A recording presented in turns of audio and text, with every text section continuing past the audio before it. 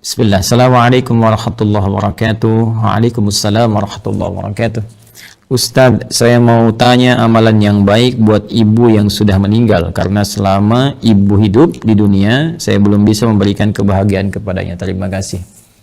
Waalaikumsalam warahmatullahi wabarakatuh. Pertama, izinkan saya turut berdoa mohon pada Allah Subhanahu wa taala semoga ibunda saudaraku akun Faisal Said diberikan rahmat oleh Allah Subhanahu wa taala, dilapangkan di alam kuburnya, diberikan cahaya oleh Allah Subhanahu wa taala, diterima amal-amal saleh beliau, dijadikan alam kuburnya bagian dari taman-taman surga yang dibentangkan oleh Allah, dan semoga kita semua dikumpulkan dalam kebaikan bersama beliau dan juga bersama Rasulullah sallallahu alaihi wasallam pada waktu yang telah Allah janjikan.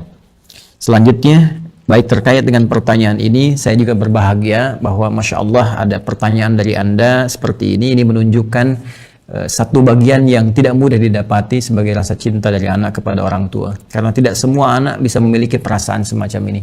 Maka berbahagialah ketika tumbuh nilai-nilai itu, kecintaan kepada ibunda yang memang sangat dimuliakan dalam Al-Quran. Ya, seorang ibu Masya Allah berapa kali mendapatkan keutamaan dalam Al-Quran, ya, seperti di Quran surah ke-31 misalnya di ayat ke-14, Quran surah ke-46 di ayat ke-15, bagaimana Allah melukiskan perjuangan seorang ibu sampai kita harus berbakti maksimal kepadanya, kan, sampai nanti puncaknya di Quran surah ke-17 ayat 23 ketika Allah menetapkan kita harus berbakti kepada Allah, setelah itu meletakkan bakti kepada kedua orang tua setelah pengabdian kita dan penghambaan kita kepada Allah Subhanahu wa taala. Dan diutamakan lagi ibu disebutkan 3 kali dalam hadis Nabi sallallahu alaihi wasallam ketika ada seorang sahabat bertanya, man abar, kepada siapa saya mesti berbuat baik? Maka Nabi menjawab, ummak, pada ibumu. Qala thumma man, kemudian kepada siapa? Qala ummak, pada ibumu. Qala thumma man, kemudian kepada siapa? Qala ummak, ibumu, ibumu, ibumu, ibumu. Baru kemudian yang keempat disebut abak. Ya, bukan berarti dalam konteks ini ayah misalnya tidak punya prioritas, tidak. Tapi ini ingin menunjukkan bagaimana keutamaan seorang ibu yang memiliki keistimewaan di hadapan Allah dan Rasulnya. Pun demikian ayah pun nanti punya keutamaan dalam konteks yang terpisah. Dari sini Nabi memberikan bagaimana isyarat kepada para sahabat, ya ridwanullah alaihim jami'an, untuk berbakti kepada ibundanya, ya, dalam keadaan hidup. Misalnya kalau Anda buka kitab Al-Adabul Mufrad karya Al-Imam Al-Bukhari, dikisahkan bagaimana seorang yang berjuang sudah berangkat ke medan jihad, dilaporkan oleh kawannya, ya ibunya sedang menangis, ya, karena belum bisa melepas kepergiannya pada saat itu, belum ketemu chemistry-nya. Ya, maka Nabi memanggil kemudian si anak muda ini, yang dipanggil oleh Nabi, maka Nabi katakan kepadanya, idhab, ya irji' ila ummik, bermakna pergilah kembali, pulang kepada ibumu, buat dia tertawa sebagaimana engkau telah membuatnya menangis. Buat dia tertawa sebagaimana engkau telah membuatnya menangis. Ini para ulama mengomentari bagaimana kedudukan seorang ibu sampai jihad berbakti kepadanya dalam keadaan hidupnya, membahagiakannya, memuliakannya, ya, itu diutamakan bahkan melebihi jihad dalam medan perang jika ada kemudian hal-hal yang menuntutnya secara syar'i. Al-Imam Ali bin Abi Thalib karramallahu wajhah, ya, mengomentari statement Nabi sallallahu alaihi wasallam ketika menyebutkan 3 kali ummak, ummak, ummak, ibumu, ibumu, ibumu.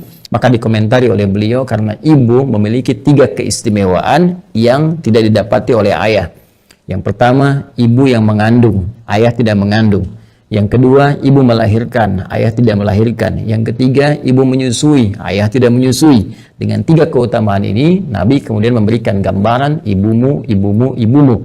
Ada komentar yang lain bahwa ketika orang ini bertanya, maka peluang terbaiknya untuk berbakti ada kepada ibunya.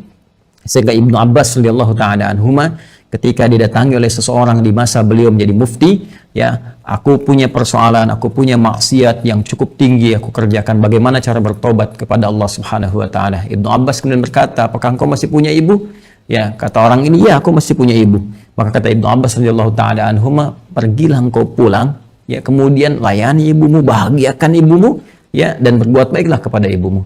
Orang ini bertanya, kenapa engkau berfatwa demikian, kan? Dia tidak menyuruh misalnya saya maksimalkan salatnya, maksimalkan misalnya sedekahnya, tapi yang diutamakan ke ibu. Karena kata Ibnu Abbas radhiyallahu taala anhuma, saya tidak melihat yang lebih utama untukmu saat ini kecuali yang itu. Inilah bagaimana kejeniusan Ibnu Abbas radhiyallahu taala anhuma, karena memang dalam narasi-narasi ayat-ayat Al-Qur'an firman Allah Subhanahu wa taala, kedudukan membahagiakan, berbakti kepada ibunda itu langsung ditempatkan oleh Allah Subhanahu wa taala setelah penghambaan kita kepada Allah. Wa qadha rabbuka alla ta'budu illa iyyah wa bil walidaini ihsana. Kepada kedua orang tua kita wajib berbuat baik di tempat setelah penghambaan kepada Allah. Dan di antara kedua orang tua ini, ibu menempati posisi yang sangat tinggi. Wassaynal insana biwalidayhi hamalathu ummuh.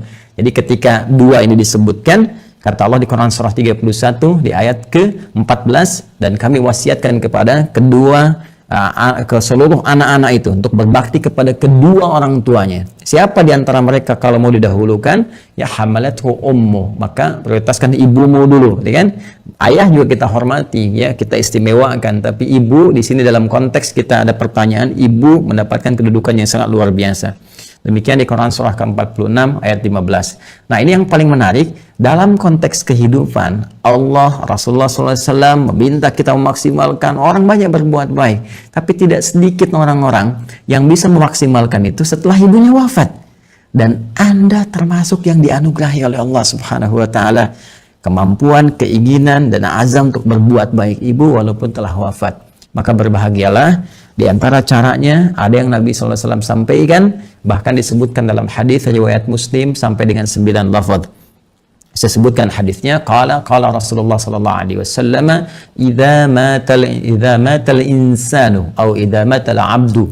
Ya, kata Nabi SAW, jika seorang manusia yang biasa beraktivitas. Jadi insan itu, kata insan disebutkan 65 kali dalam Al-Quran, menunjuk pada term manusia dengan totalitas aktivitasnya. Jadi kalau terkait dengan nafsunya, tampilan fisikalnya disebut dengan bashar, 35 kali disebutkan dalam Al-Quran. Jika terkait dengan sifat-sifat lembutnya, harmoninya, yang berbeda dengan jin, ya, dari penampakan dan gaibnya, itu disebut dengan al-ins. 18 kali ins dan jin dipasangkan dalam Al-Quran. Kemudian ada lagi menyebut sifat sosialnya an-nas, setidaknya 241 kali kurang lebih disebutkan dalam Al-Quran. Jika menyebut asal genetiknya disebut dengan Bani Adam, disebutkan 7 kali dalam Al-Quran. Nah, kalau disebutkan insan, al-insan 65 kali disebutkan dalam Al-Quran, itu menunjuk kepada totalitas aktivitas. Jadi saat mulai bangun tidur sampai tidur lagi. Nah, kata Nabi, idza matal insanu, jika manusia yang biasa beraktivitas dari mulai bangun tidur sampai tidur lagi, dari bangun sampai tidur lagi, kemudian meninggal, wafat. Ya, di kalimat pertama ini, pembuka hadis ini ingin memberikan kesan kepada kita bahwa mohon maaf sekali, sepadat-padat apapun kita beraktivitas, pada akhirnya meninggal juga. Pada akhirnya wafat juga. Karena itu pembuka hadis ini memberikan satu pengingat yang sangat penting kepada kita. Jangan lupa, awas, jangan lalai bahwa satu saat kita akan pulang kepada Allah.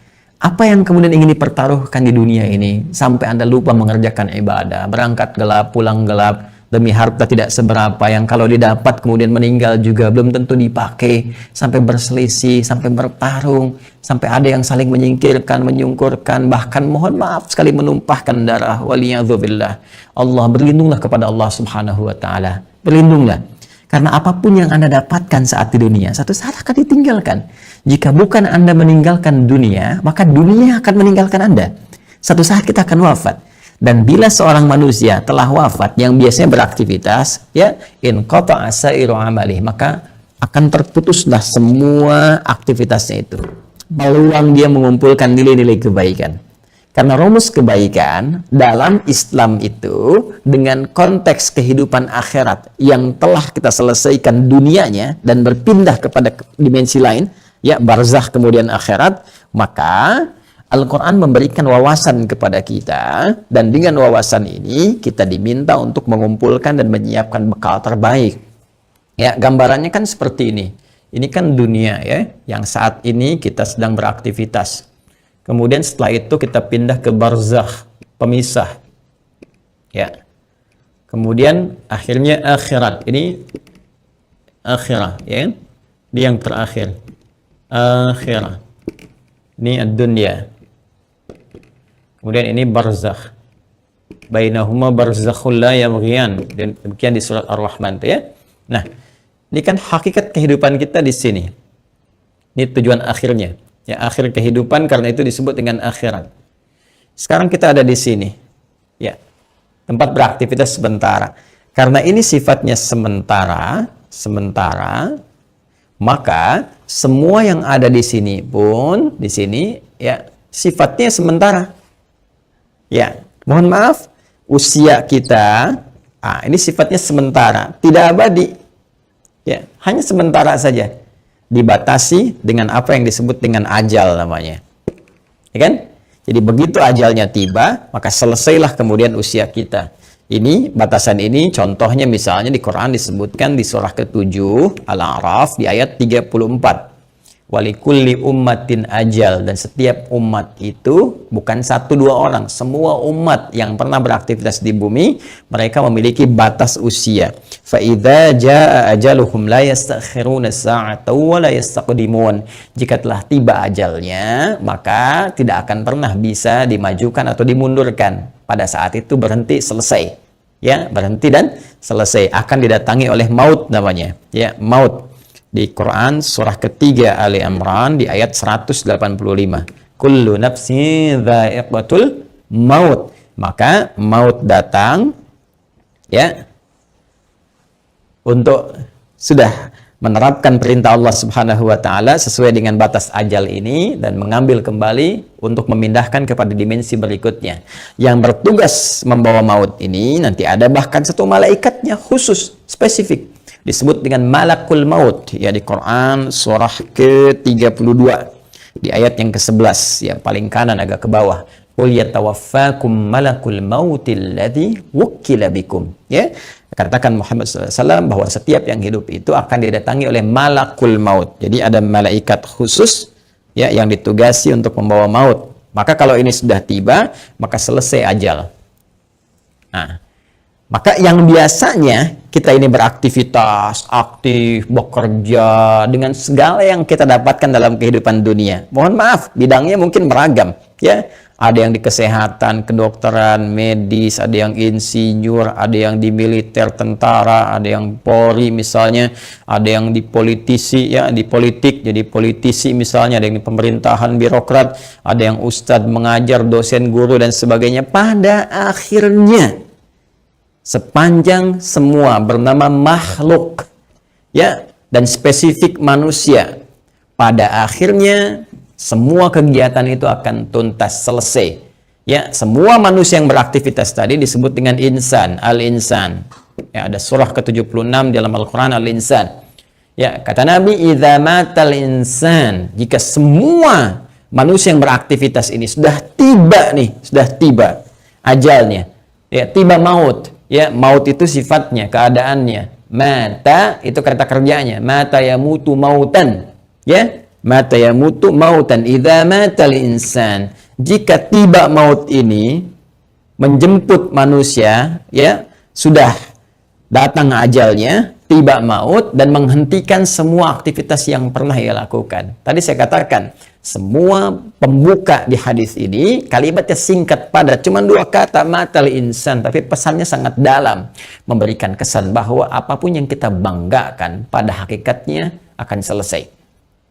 Apapun yang kita tonjolkan dalam kehidupan pada hakikatnya akan selesai. Apakah harta benda yang kita tampilkan, apakah kedudukan yang kita tonjolkan dan sebagainya, semua akan tuntas selesai dengan tibanya maut. Ya, karena sifatnya kehidupan kita di dunia ini sementara, maka usia pun sementara, bekalnya pun sementara. Silakan Anda kumpulkan sampai banyak bermewah-mewah misalnya. Mohon maaf, kendaraan banyak yang mewah, pakaian mewah. Pada akhirnya meninggal nggak dibawa.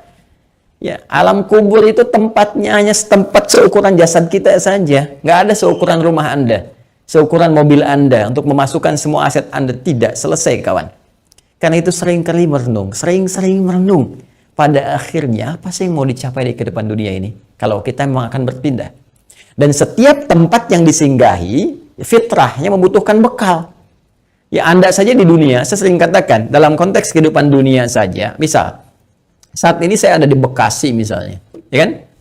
Saya akan pergi di satu provinsi yang sama, ya. Misalnya ke Bandung lah, sama-sama Jawa Barat misalnya. Atau ke tetangga ke Jakarta misalnya.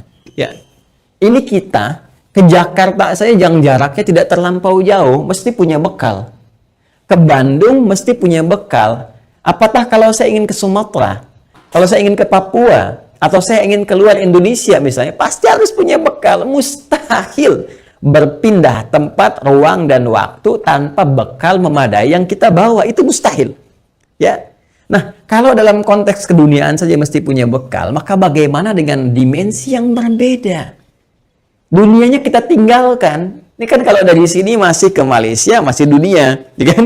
Ke Amerika masih dunia. Ini sekarang kita meninggalkan dunia. Bahkan pengumuman disampaikan telah meninggal dunia. Artinya meninggalkan dunia. Maka mutlak mesti punya bekal. Dan di dalam konteks keduniaan saja, bekalnya bisa beda. Saya pergi ke Arab. Di Arab mungkin kulturnya beda. Makanan pokoknya tidak sama. Maka bekal yang dibawa pun akan menyesuaikan dengan itu. Sekarang kalau dalam konteks kehidupan dunia saja, bekal di satu tempat bisa berbeda. Maka apalagi dengan dimensi yang berbeda. Mesti ada bekal untuk hadir ke sini. Ya. Di saat kita bawa ke sini, semua bekal dunia tanggal. Yang dunia ini hilang. Ya, karena beda tempat. Sekali lagi, apa yang kita bawa di sini, kita bawa rupiah dari sini. Apakah akan laku dibawa di Amerika? Ya, laku misalnya dibawa di Kanada, laku dibawa di Jerman dan sebagainya. Belum tentu. Belum tentu, kita harus tukar dulu gitu kan? Atau barangkali belum berlaku misalnya dan seterusnya. Boleh jadi. Nah, sekarang kita akan pindah tempat, dimensi berbeda. Apa yang harus kita bawa? Apa yang harus kita siapkan di dunia ini? Ya, sehingga kita bisa bawa saat berpindah ke alam barzakh ini sebagai persiapan menuju akhirat. Ya, maka tiada lain, rumusnya lanjutkan hadisnya, in qata'a sa'iru amalih, maka terputus semua peluang amalnya. Ya, pertama amal. Nah, amal itu masih umum. Amalan itu masih umum, semua perbuatan manusia yang akan dipertanggungjawabkan di hadapan Allah disebut dengan amal namanya.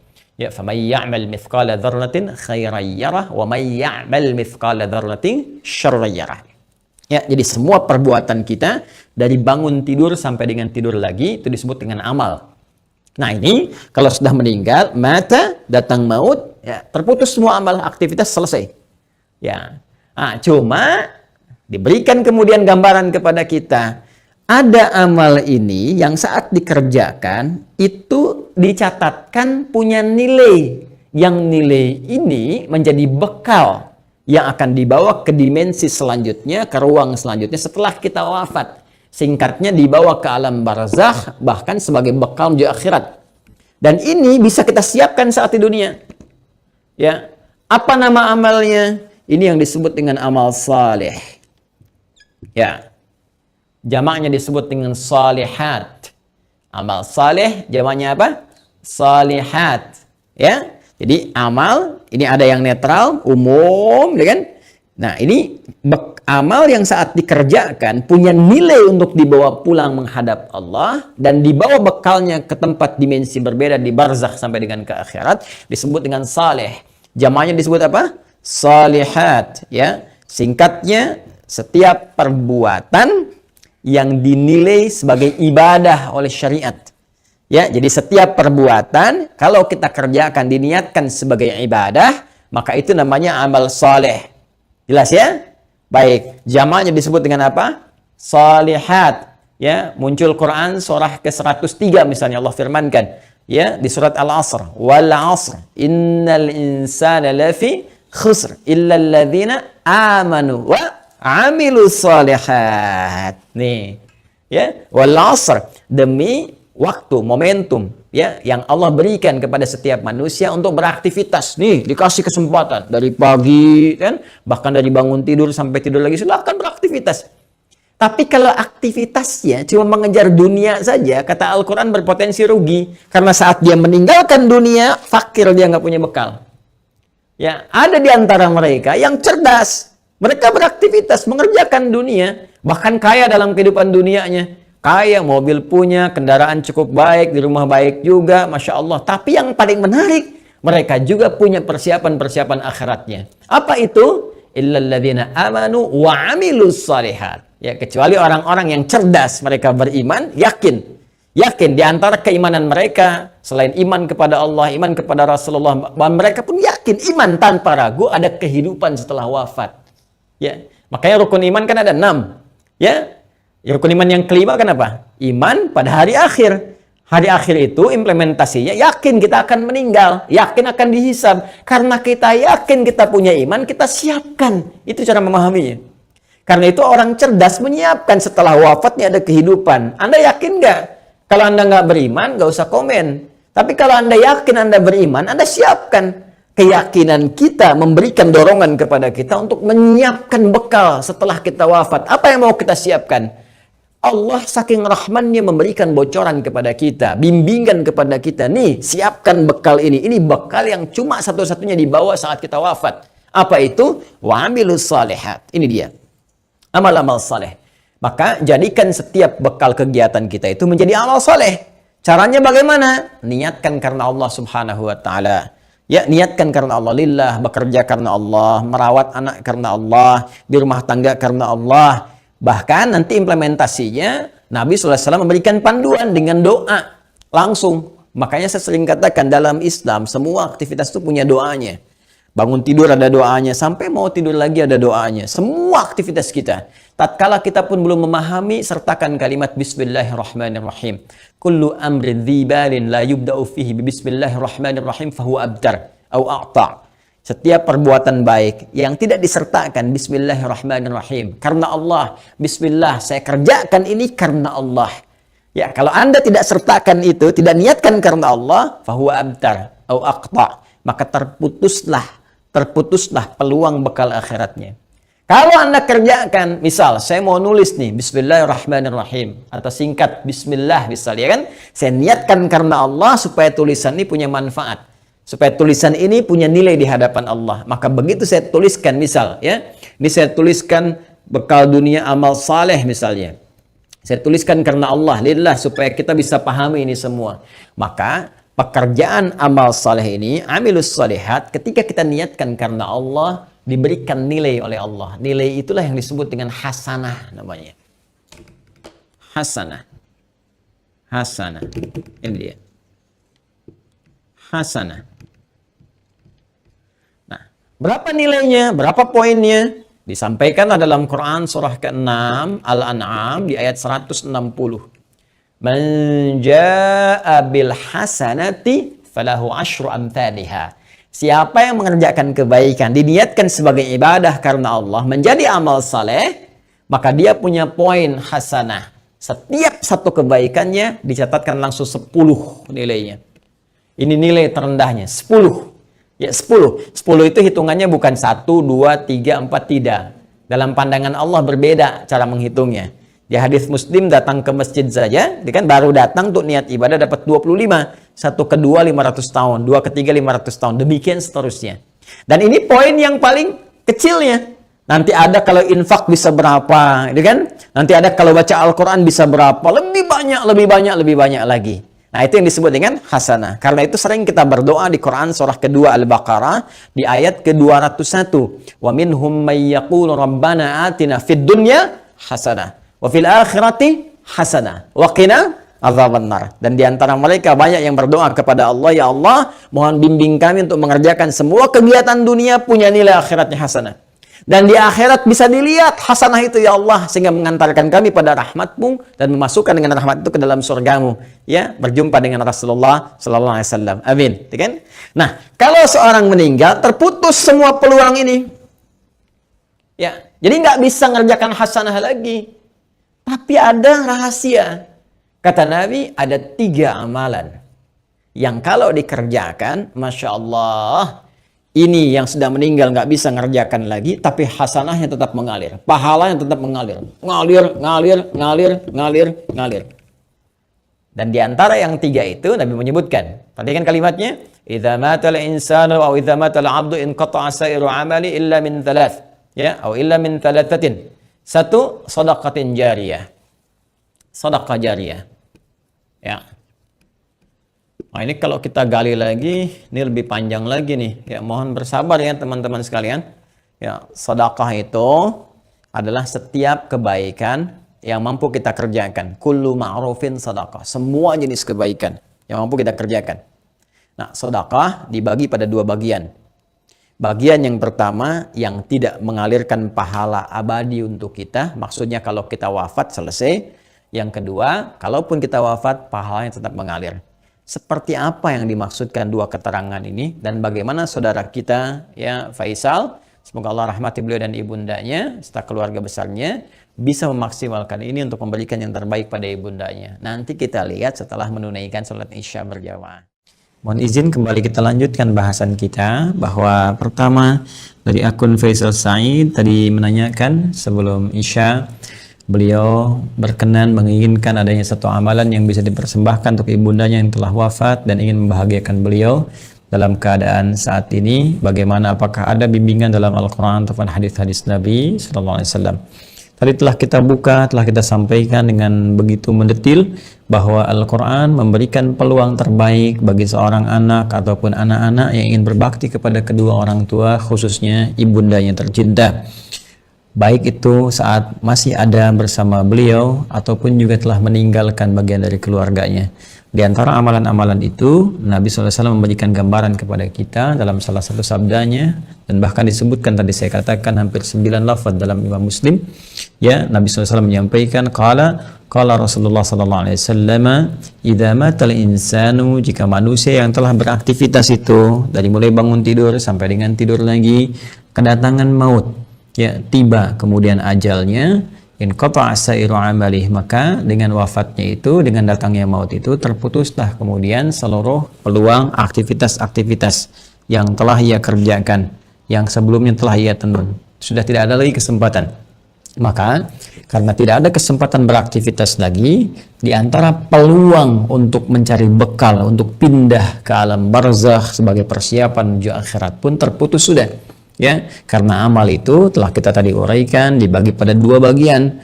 Ya, ada yang tadi objektif umumnya, kemudian dibagi dua. Ada yang disebut dengan amal saleh, yaitu amal-amal kebaikan yang dinilai sebagai ibadah jika dilakukan karena Allah Subhanahu wa taala. Dan dia punya poin yang disebut dengan hasanah itu. Bila ada satu perbuatan menjadi hasanah, maka dia punya 10 poinnya. Ya, Quran surah ke-6 Al-An'am ayat 160 seperti telah kami tuliskan sebelumnya, man jaa'a bil hasanati falahu asyru amsalihha. Ya, maka siapapun yang mampu menenun kebaikan menjadi hasanah, punya nilai ibadah, maka dia punya poin 10. Ya, 10 tadi kami sampaikan saat sebelum Isya, bahwa jangan dihitung 1, 2, 3, 4, 5 karena Allah punya hitungan tersendiri yang nilainya jauh dari apa yang kita gambarkan. Nah, teman-teman sekalian, itu batas minimalnya. Ya, apalagi nanti kalau kita kemudian tenun dengan amal-amal lain yang punya nilai yang lebih banyak lagi, seperti infak, bacaan Al-Quran dan sebagainya. Ada lagi amal yang kedua nanti amal sayyi, ya, jamaknya sayyiat, sayyiat. Nah, ini amal-amal yang didesain bersumber dari nafsu atas bisikan-bisikan setan. Ya, paradoks dengan amal soleh tadi. Makanya sering saya katakan ada amal soleh, ada amal salah. Yang baiknya amal saleh, yang jeleknya amal salah. Amal salah ini sepanjang kita hidup mesti kita koreksi, kita benarkan, ya, lewat jalur yang disebut dengan taubat. Ya, supaya dengan jalur taubat ini dihapus nanti yang jelek-jeleknya sebelum kita wafat, ya dihapuskan catatannya, diperbaiki kemudian oleh amal-amal kita atas petunjuk dan izin Allah Subhanahu wa taala. Kita tutup itu dan isi dengan hal-hal yang baik sehingga di ujungnya, di ujung kematian kita menjadi baik. Itu yang disebut dengan husnul khatimah. Khatimah itu penutup, husnul itu baik, ya, penutup yang terbaik. Maka ketika kita sudah tutup dengan taubat, berkenan Allah menghapuskan amal-amal jelek ini sehingga yang terbawa yang baik-baiknya saja saat menghadap kepada Allah Subhanahu wa taala. Kalau ini tidak terjadi, nanti di hadis Muslim riwayat sahabat Abu Hurairah radhiyallahu taala anhu akan disebutkan oleh Nabi sallallahu alaihi wasallam, maka setiap amal yang soleh akan menutup yang salahnya. Ya, misal nanti yang ini salat, yang ini misalnya senang bikin hoax, maka yang salatnya akan menutup perbuatan hoaxnya.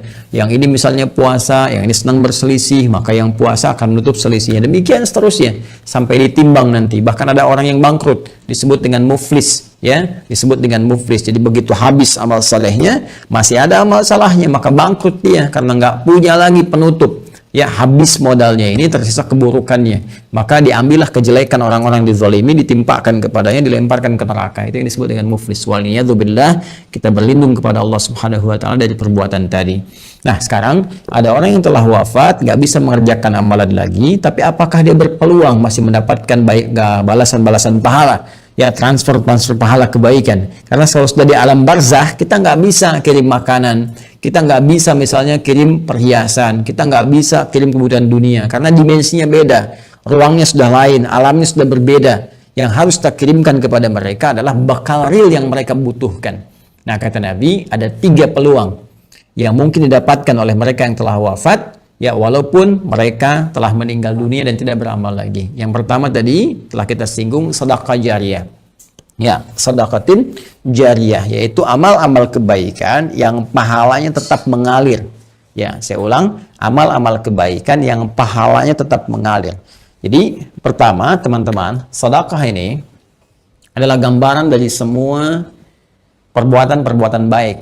Ya, dalam fikih disebut dengan kullu ma'rufin sedekah. Semua perbuatan baik yang mampu dikerjakan itu disebut dengan sedekah. Karena itu zakat dalam Al-Qur'an disebut juga dengan sedekah. Ya, khudz min amwalihim sedekah. Ambil dari zakat yang telah masuk, ya, nisabnya, haulnya, ambil itu ya sebagai bagian dari perbuatan baik. Sedekah yang membuktikan kebenaran iman. Jadi sedekah itu bisa diartikan pembuktian kebenaran, sesuatu yang baik, sesuatu yang jujur, dan nilai-nilai kemuliaan. Itu diantara makna sedekah. Karena itu kenapa perbuatan baik disebut dengan sedekah? Ini pertama pembuktian dari keimanannya. Jadi iman itu implementasinya kebaikan-kebaikan. Untuk membuktikan kita beriman, maka diminta oleh Allah kepada kita semua membuktikan lewat amalan baik. Karena itu lisan diminta berkata baik, tangan bekerja baik, kaki melangkah pada yang baik. Itu pembuktian iman. Karena itu orang beriman mustahil berbuat yang tidak baik. Karena itu kata Nabi, la yasikul mu'min, indama yasik fahuwa mu'min. Mustahil orang beriman itu korupsi, orang beriman itu mencuri. Ketika mencuri ada iman dalam dirinya. Maksudnya Nabi mempertanyakan, imannya kemana sampai bisa mencuri? Imannya kemana sampai bisa berbuat maksiat, kan? Jadi iman itu akan mendorong kita berbuat baik. Karena itu semua perbuatan baik disebut dengan apa? Sedekah. Nah, perbuatan baik yang disebut dengan sedekah ini dibagi 2 bagian. Ya, dibagi 2 bagian. Ada yang disebut dengan sedekah tsabitah. Ya, saya hapus dulu ini. Sedekah tsabitah. Ya, sedekatun, ya, sedekah. Ada yang disebut dengan tsabitah. Ya, tsabitah itu sudah yang tetap berhenti gitu kan? Atau waqifah, berhenti sampai di situ. Ya, berhenti saja sampai di kehidupan dunianya. Maksudnya apa? Saat dia beramal di dunia, saat hidup dituliskan pahalanya. Tapi ketika wafat selesai, waqifah, tsabitah, berhenti sampai di situ saja. Dalam konteks kehidupan dunia saja. Saat dia beramal. Jadi saat dia hidup di dunia, kemudian misalnya dia salat nih. Ya, si A misalnya salat. Kemudian dia ketika menunaikan salat kan dituliskan pahalanya. Ya, ketika ikhlas tunaikan, tuliskan pahala. Misalnya dapat pahala sekian, kan? Nah, ketika dia meninggal dunia, wafat ini, sudah. Karena nggak bisa sholat lagi, nggak ada lagi catatan amal pahala mengalir. Ya, sudah selesai sampai di situ. Selesai, terhisab sampai di situ. Karena selesai, tetap di situ disebut dengan tsabit atau waqifah, berhenti sampai di situ. Ya. Nah, ada yang menarik nih. Orangnya sudah meninggal, sudah nggak di dunia lagi. Ya, sudah berpindah ke dimensi lain, dia pindah ke barzakh, alam pemisah. Ya, disebut dengan alam kubur. Terpisah dia dengan dunia tapi belum sampai ke akhirat. Ya, alam pemisah antara dunia dengan akhirat disebut dengan barzakh. Ya. Baik, ketika berpindah kepada barzakh ini nggak ada peluang amal lagi. Tapi yang menarik, walaupun dia nggak mengerjakan amalannya, pahalanya tetap mengalir. Nah, mengalir dalam bahasa Arab disebut dengan jara yajri, jarian wa jariyatan. Ya, maka karena ini sifatnya ada muannats-nya disebut dengan jariyah. Jariyah. Ya. Baik. Ini apa namanya? Sifat dan mausuf ya, disifati sedekah. Ya, sedekah, perbuatan-perbuatan baik jariyah yang pahalanya terus ngalir. Ngalir sampai kehidupan berakhir. Ya, sampai hari perhitungan tiba, kiamat terjadi, ya, perhitungan pahala, baru kemudian di situ hitungan dikumpulkan keseluruhan, disebut dengan hisab. Ya, disebut dengan apa? Hisab. Jadi sepanjang kiamatnya belum terjadi, kemudian belum terputus kehidupan dunia keseluruhannya, maka terus saja ngalir di pahalanya. Ngalir, kumpul, Masya Allah, walaupun orangnya telah meninggal dunia. Nah, ini sedekah jariyah ini punya 2 sumber. Ya, untuk mempercepat, punya 2 sumber. Sumber pertama adalah kebiasaan amal soleh yang dikerjakan oleh orang yang meninggal tadi sebelum dia wafat. Jadi sebelum dia wafat, dia punya kebiasaan beramal. Ya, yang amalan ini setelah dia wafat pun masih ada tuh. Ya, merambat peluang amalannya sehingga pahalanya terus mengalir kepada yang bersangkutan. Apa di antara contohnya misalnya? Contoh misalnya yang bersangkutan sebelum meninggal dunia pernah misalnya menyumbang untuk kepentingan di masjid. Masya Allah misalnya sedang ada perbaikan masjid, kan? Lalu disumbangkanlah untuk bikin keran wudhu misalnya. Masya Allah. Walaupun orangnya meninggal, keran wudhunya masih ada. Dipakai orang. Setiap dipakai. Mengalir. Pahala terus mengalir. Sepanjang itu ada. Karpet masjid misalnya kan disumbangkan. Dipakai terus. Walaupun orangnya meninggal, tetap pahalanya mengalir. Ngalir. Masya Allah. Pesantren, pembangunan, tadi ada beberapa informasi yang saya sampaikan terkait update, nanti di akhir saya tegaskan kembali, ya.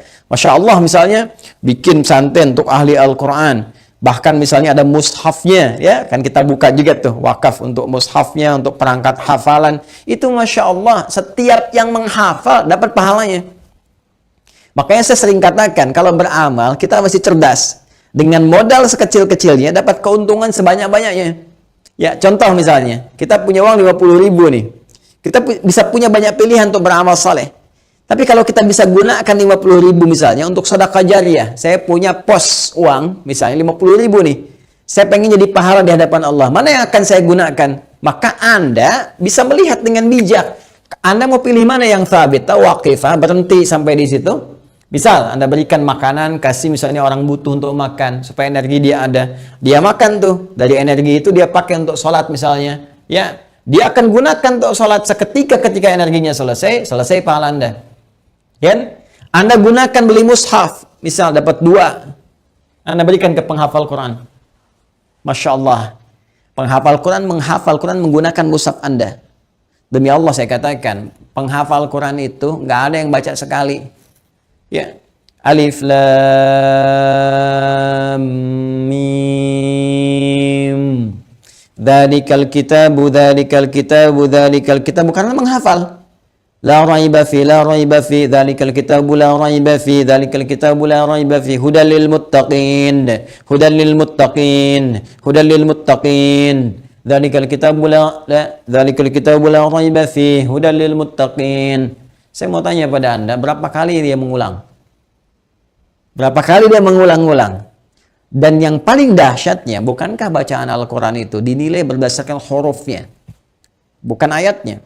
Bukan jumlah ayatnya, tapi jumlah hurufnya. Man qara'a harfan min kitabillahi falahu asyru hasanat. Siapa yang membaca satu huruf saja dari kitab Allah, dia mendapatkan setiap hurufnya 10 kebaikan. Dan berapa banyak pengulangan disebutkan oleh penghafal Al-Quran. Jadi dengan modal 50.000 itu berapa banyak pahala dapatkan. Nah, kadar Allah si A ini misalnya dapat 2 orang nih, si A dengan si B sudah hafal dia dua-duanya. Dipakai jadi imam, Masya Allah, ngajarkan lagi, ini merambat lagi. Mushafnya masih ada, diwariskan lagi pada orang lain. Allahu Akbar, lahir dari sini misalnya 10 santri, sini 10 santri, ini punya murid lagi, modal cuma 50.000, berapa yang didapatkan? Maka dari itu cerdas-cerdas saat hidup mencari apa yang kira-kira bisa mendapatkan jariah di sini. Ya, tidak harus dengan harta, bisa dengan tenaga. Makanya kalau ada misalnya ya kegiatan di masjid ikut di situ kan, dengan tenaga kita atau dengan sebatas yang kita mampu dan sebagainya ya, apa yang bisa kita lakukan? Ini jariah. Nah, ada lagi kondisi orangnya misalnya sudah tidak ada. Ya, ini bisa dikerjakan oleh siapa? Oleh anak misalnya. Ya, anak. Apa yang dilakukan oleh anak? Seperti tadi. Ya, misalnya dia membelikan mushaf, dikirimkan misalnya kepada siapa? Ya, kepada para penghafal Quran. Niatkan itu untuk misalnya diarahkan kepentingan ibundanya. Tadi seperti yang tadi disampaikan. Ya Allah, saya berniat dengan wakaf mushaf ini atas nama ibunda saya. Itu boleh dilakukan. Sah dikerjakan. Boleh-boleh saja. Silahkan. Ya, Anda punya berapa? 50.000, 100.000, niatkan. Ya Allah, saya mau bantu untuk pesantren, saya niatkan untuk ibu saya. Sah. Boleh, kirimkan itu. Ya, kirimkan. Sampaikan. Boleh dengan itu semua Anda lakukan. Dan Masya Allah ketika itu dikerjakan, ada sesuatu yang akan terjadi. Sesuatu yang berbeda.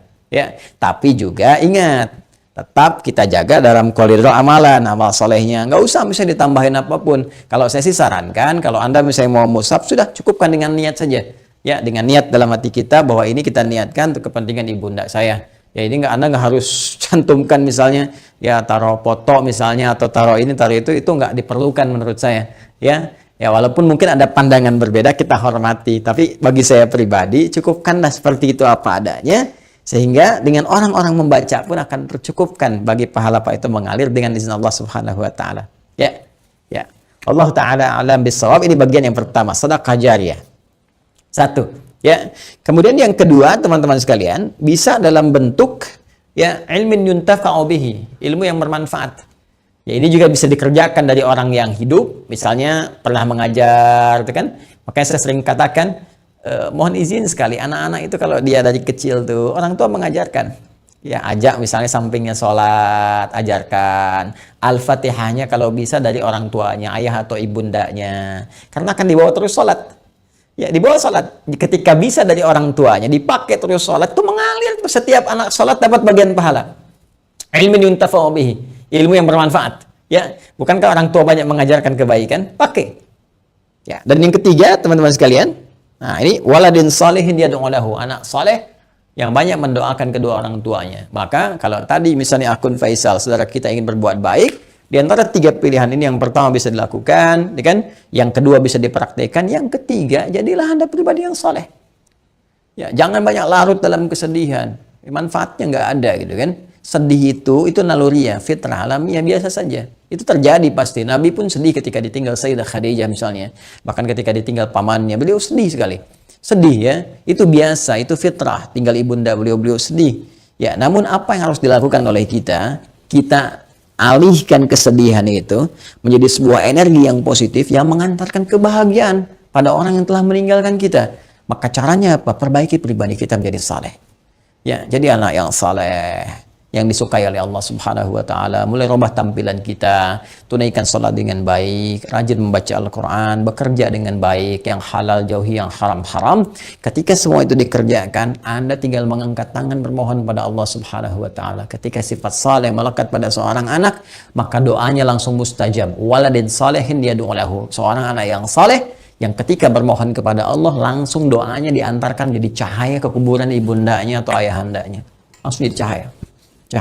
Cahaya. Dan itu boleh jadi pilihan terbaik yang bisa Anda lakukan untuk mempersembahkan pada ibunda Anda. Ya, kalau perbedaan pandangan dari para ulama itu biasa-biasa saja. Ya, A memandang, B memandang, tidak ada masalah. Tapi ijtihad satu tidak bisa membatalkan ijtihad yang lainnya karena peluang ini terbuka. Ya, jadi kalau ada tadi yang membatasi misalnya sepanjang dia masih hidup, tapi juga ada yang kemudian membatasi, yang menafsirkan tidak boleh dari orang yang hidup pun memberikan kebaikan-kebaikan karena perkara umum. Sepanjang tidak ada takhsisnya, tidak ada kekhususan, maka maknanya tetap umum. Jelas ya? Wallahu ta'ala alam bissawab.